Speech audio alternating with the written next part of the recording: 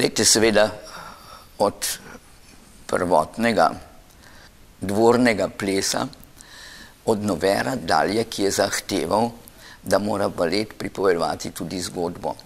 Je prišlo do velikega napredka, kajti vsi veliki klasični baleti pripovedujejo neko zgodbo. In to je zanimivo, namreč, da je balet seveda edini, ki pripoveduje zgodbo brez besed. Zgodbo pripovedujejo v dramskih gledališčih, pripovedujejo jo v opernih gledališčih, vendar tam s pomočjo besed, pri operi tudi glasbe, medtem ko balet jo mora samo z izrazom človeškega telesa. In to je najvišje, kar je možno. Zato je seveda tudi za vsakega plesalca največ to, da lahko sam izrazi vse to, kar drugi pripovedujejo z besedami.